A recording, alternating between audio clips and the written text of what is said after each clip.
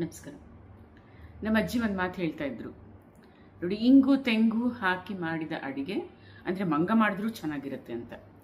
ಆದರೆ ಈಗ ತುಂಬ ಜನ ಹೇಳ್ತಾರೆ, ಅಯ್ಯೋ ತೆಂಗಿನಕಾಯಿ ತಿನ್ಬೇಡ್ರಿ, ಕೊಲೆಸ್ಟ್ರಾಲ್ ಜಾಸ್ತಿ ಆಗುತ್ತೆ, ಅಯ್ಯೋ ಇಂಗು ವಾಸನೆ ಇಷ್ಟ ಇಲ್ಲಪ್ಪ ಅಂತ.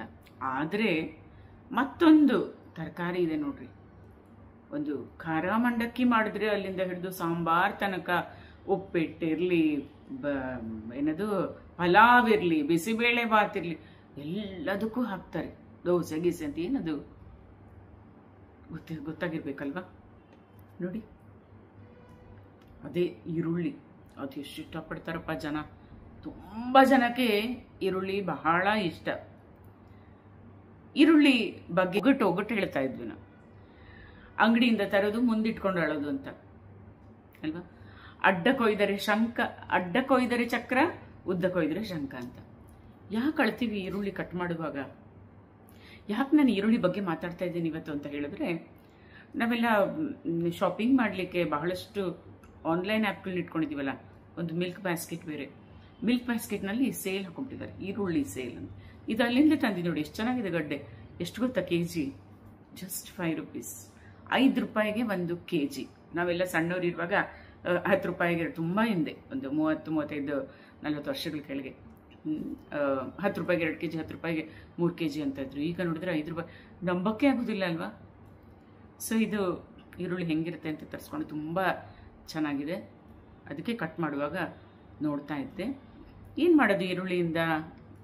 ಇಷ್ಟೊಂದು ಈರುಳ್ಳಿ ತಗೊಂಡಿದ್ದೀನಲ್ಲ, ಅಂದ್ಕೊಂಡು ಈರುಳ್ಳಿ ತೊಕ್ಕು ಮಾಡಿ ಇಟ್ಕೊಳ್ಳೋಣ, ಸ್ವಲ್ಪ ದಿವಸ ಇಟ್ಕೊಳ್ಬಹುದು ಮಾಡಿದರೆ ಅಂತ. ಆಯಿತು, ನಮ್ಮ ಲಕ್ಷ್ಮಿಗೆ ಹೇಳಿದೆ ತೊಕ್ಕು ಮಾಡ್ರಿ ಅಂತ. ನೋಡ್ತಾ ಇದ್ದೀನಿ ಕಟ್ ಮಾಡಕ್ಕೆ ಹೋದ್ರೆ ಲಕ್ಷ್ಮಿ ಏನು ಮಾಡ್ತಿದೆ. ಲಕ್ಷ್ಮಿ ತಲೆ ಮೇಲೆ ಏನಿದೆ ಲಕ್ಷ್ಮಿ ತಲೆ ಮೇಲೆ? ಯಾಕೆ ಇಟ್ಕೊಂಡಿದ್ದೀರಿ ಈರುಳ್ಳಿ ಸಿಪ್ಪೆ? ಈರುಳ್ಳಿ ಸಿಪ್ಪೆ ಇಟ್ಕೊಂಡ್ರೆ ಕಣ್ಣಲ್ಲಿ ನೀರು ಬರಲ್ಲ ಅಂತ ಅದಕ್ಕೆ ಇಟ್ಕೊಂಡಿದ್ದೆ.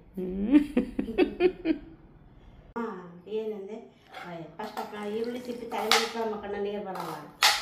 ಯಾರು ಹೇಳಿದ್ರ?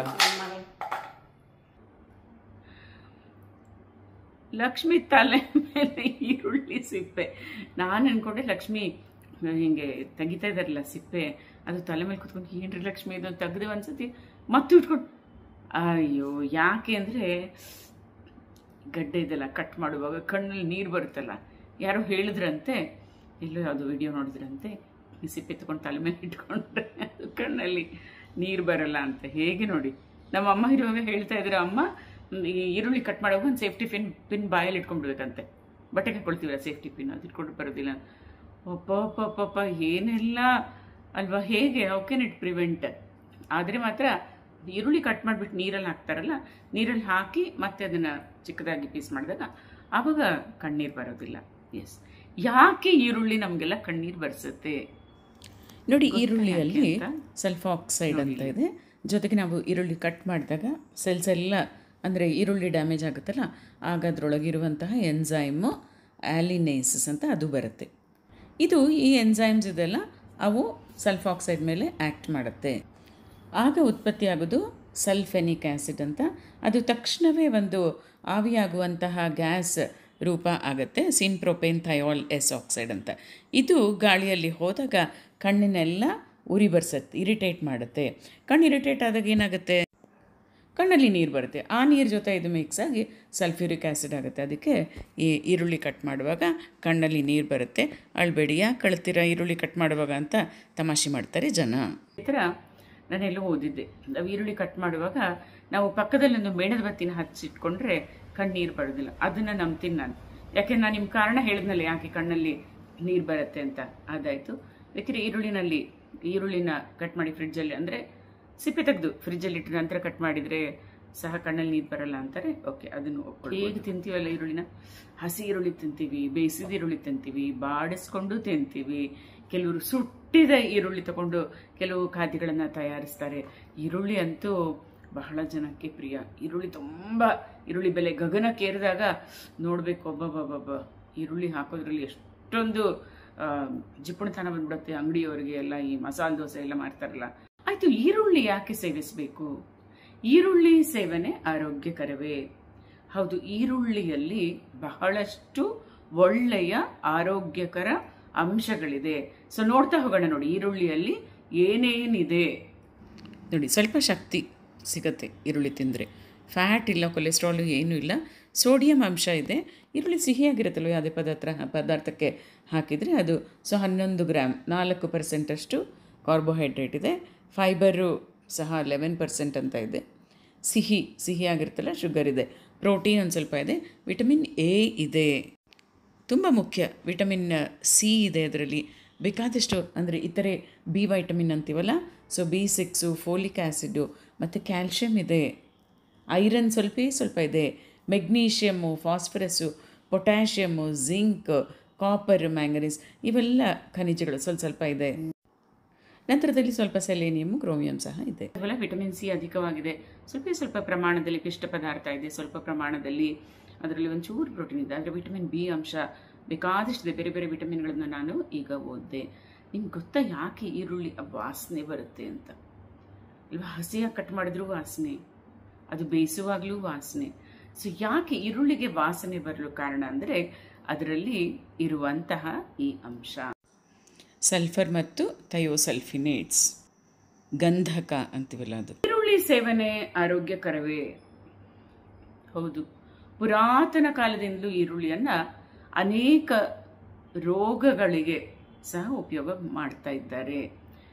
ನಾನು ಯಾವುದೋ ಒಂದು ಆಯುರ್ವೇದಿಕ್ ವೈದ್ಯರು ತೋರಿಸ್ತಾ ಇದ್ದಂತಹ ವಿಡಿಯೋ ಸಹ ನೋಡ್ತಾ ಇದ್ದೆ.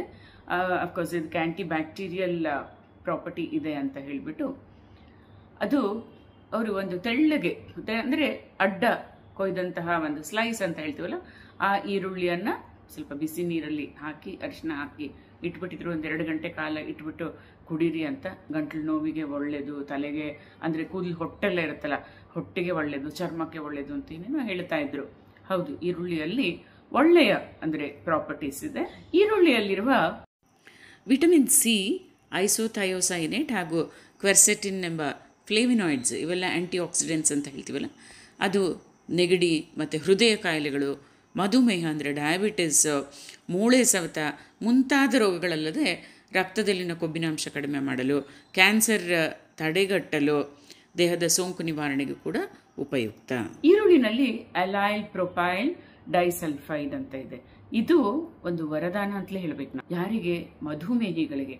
ತುಂಬ ಕಡೆ ನೋಡಿ, ಮಧುಮೇಹಕ್ಕೆ ಏನೇ ಚಿಕಿತ್ಸೆ ತಗೊಳ್ತಾ ಇರಿ, ಜೊತೆಗೆ ದಿನಕ್ಕೆ 1 ಈರುಳ್ಳಿ ತಿನ್ನಿ ಅಂತ ಹೇಳ್ತಾರೆ. ಮಧ್ಯಮ ಗಾತ್ರದ ಒಂದು ಹಸಿ ಈರುಳ್ಳಿನ ಸೇವಿಸಿ ಅಂತ ಹೇಳ್ತಾರೆ. ಇದು ಲಿವರ್ನಲ್ಲಿ ಇನ್ಸುಲಿನ್ ನಾಶಪಡಿಸುವಂತಹ ಜಾಗಗಳಿಗೆ ಹೊಕ್ಕು ಗ್ಲೂಕೋಸ್ ಅಂಶವನ್ನ ನಿಯಂತ್ರಿಸಲು ಸಾಕಷ್ಟು ಇನ್ಸುಲಿನ್ ಸಿಗುವಂತೆ ಮಾಡುತ್ತೆ ಅಂತ ಹೇಳ್ತಾರೆ. ಹಸಿ ಈರುಳ್ಳಿಯನ್ನು ತಿನ್ನೋದೇನೋ ಸುಲಭ ಅಲ್ವಾ? ಅದರಲ್ಲಿ ಬೇಕಾದಷ್ಟು ವಿಟಮಿನ್ ಸಿ ಬೇರೆ ಇದೆ. ಇವೆಲ್ಲ ಆಂಟಿ ಆಕ್ಸಿಡೆಂಟ್ಸ್ ಅಂತ ಹೇಳ್ತೇವೆ. ಅದರಲ್ಲೂ ಈರುಳ್ಳಿಯಲ್ಲಿ ಅನ್ನುವಂತಹ ಖನಿಜ ಇದೆ. ಇದು ರಕ್ತದ ಗ್ಲೂಕೋಸ್ ಅಂಶವನ್ನು ನಿಯಂತ್ರಿಸುತ್ತೆ. ಹಾಗೂ ರಕ್ತದಲ್ಲಿ ಒಳ್ಳೆಯ ಕೊಬ್ಬು ಅಂತ ಹೇಳ್ತೀವಲ್ಲ, HDL ಕೊಲೆಸ್ಟ್ರಾಲ್, ಅದನ್ನು ಸಹ ಹೆಚ್ಚಿಸಲು ಸಹಕಾರಿ, ಅದು ಉಪಯುಕ್ತವಾಗಿದೆ. ಆದರೆ ಏನಪ್ಪಾ ಅಂತ ಹೇಳಿದ್ರೆ, ಎಷ್ಟು ಈರುಳ್ಳಿ ಸೇವಿಸಬೇಕು ಏನು ಅನ್ನೋದು ಅದ್ರ ಬಗ್ಗೆ ನಮಗೆ ನಿಖರವಾದಂತಹ ಒಂಥರ ಮಾಹಿತಿ ಇಲ್ಲ. ಅಂತೂ ಈರುಳ್ಳಿ ತಿನ್ನೋದು ಅಂದರೆ ಬಹಳಷ್ಟು ಜನಕ್ಕೆ ಬಹಳ ಖುಷಿ ಅಂತೂ ಇದೆ. ನಾನು ನೋಡ್ತೀನಿ ಇವಾಗಿಂದ ಸಣ್ಣವರಂತೂ ಘಮ ಘಮ ಘಮ ಅಂತ ಅದು ಎಲ್ಲ ಏನು ಬೇಡ. ನಾನು ಇಷ್ಟು ದಿವಸ ಹೇಳ್ತಾ ಇದ್ನಲ್ಲ ಪಾನಿಪುರಿ ಅಂತ ಹೇಳ್ಬಿಟ್ಟು, ಸೊ ಮಸಾಲೆ ಪುರಿ, ಪಾನಿಪುರಿ, ಬೇಲ್ಪುರಿ, ಅದಕ್ಕೆಲ್ಲ ಇನ್ನು ಸ್ವಲ್ಪ ಹಾಕೋತ ಸಣ್ಣಗೆ ಹಚ್ಚಿದಂತಹ ಈರುಳ್ಳಿ ಹಾಕಿಸ್ಕೊಂಡು ತಿಂತಾರೆ. ಯಾರೊಬ್ರು ಹೇಳ್ತಾ ಇದ್ರು, ಈಗ ಯಾರಾದ್ರೂ ರೋಗದಿಂದ ಮಲ್ಕೊಂಡಿದ್ರೆ ಈರುಳ್ಳಿ ಸಣ್ಣಗೆ ಹಚ್ಚಿಬಿಟ್ಟು ಪಕ್ಕದಲ್ಲಿ ಇಟ್ಬಿಡಿ, ಅದು ಅನಿಲ ಹೇಳಿದ್ನಲ್ಲ ಯಾಕೆ ಅದು ಬರುತ್ತೆ ಕಣ್ಣಲ್ಲಿ ನೀರಂತ, ಆವಾಗ ಅಲ್ಲಿರೋ ಸುತ್ತಲೂ ಇರೋ ಬ್ಯಾಕ್ಟೀರಿಯಾ ಎಲ್ಲ ಸಾಯುತ್ತೆ ಅಂತ. ಅಂದರೆ ಈ ಥರ ಅದರಲ್ಲಿ ಇರುವಂತಹ ಈರುಳ್ಳಿ ಗುಣಗಳನ್ನು ಒಬ್ಬೊಬ್ಬರು ಅವರ ಒಂದು ಪದ್ಧತಿಯ ಪ್ರಕಾರ, ವೈದ್ಯಕೀಯ ಪದ್ಧತಿಯ ಪ್ರಕಾರ ಅದ್ರ ಬಗ್ಗೆ ಬಹಳಷ್ಟು ಮಾಹಿತಿ ಕೊಡ್ತಾರೆ. ಏನೇ ಆಗಲಿ ಈರುಳ್ಳಿ ಅನ್ನೋದು ನಾವು ದಿನನಿತ್ಯ ಬಳಸುವಂತಹ ಒಂದು ತರಕಾರಿ ಅಲ್ವಾ. ಇದು ಆರೋಗ್ಯಕ್ಕಂತೂ ಬಹಳ ಉಪಯುಕ್ತವಾಗಿದೆ. ಈಗೇನು ದುಬಾರಿ ಇಲ್ಲ, ಆರಾಮ್ಸೆ ಬಹಳ ಚೀಪಾಗಿ ಈರುಳ್ಳಿ ಸಿಗ್ತಾ ಇದೆ. ಬೇಕಾದಷ್ಟು ಈರುಳ್ಳಿ ತಗೊಂಡು ಏನೇನು ಖಾದ್ಯಗಳು ಬೇಕೋ ಅದನ್ನು ತಯಾರಿ ಮಾಡ್ಕೊಳ್ಳೋದು. ಏನು ಮಾಡೋಕ್ಕಾಗಲ್ಲ ಅಂದರೆ ದಿನ ಒಂದೊಂದು ಈರುಳ್ಳಿ ಹಚ್ಕೊಂಡು ಊಟದ ಜೊತೆ ನಂಚ್ಕೊಂಡು ತಿನ್ಬೋದಲ್ವಾ. ಸೊ ಇದು ಗಮ್ ಎನ್ನುವ ಈರುಳ್ಳಿಯ ಗಮ್ಮತ್ತಿದು. ನಿಮಗೆ ಈ ಮಾಹಿತಿ ಇಷ್ಟ ಆಗಿದೆ ಅಂತ ಹೇಳಿದ್ರೆ ನಿಮ್ಮ ಸ್ನೇಹಿತರ ಜೊತೆ ಹಂಚ್ಕೊಳ್ಳಿ, ಒಂದು ಲೈಕ್ ಮಾಡಿ, ಮತ್ತು ನನ್ನ ಚಾನೆಲ್ಗೆ ಸಬ್ಸ್ಕ್ರೈಬ್ ಮಾಡಿ. Thank you.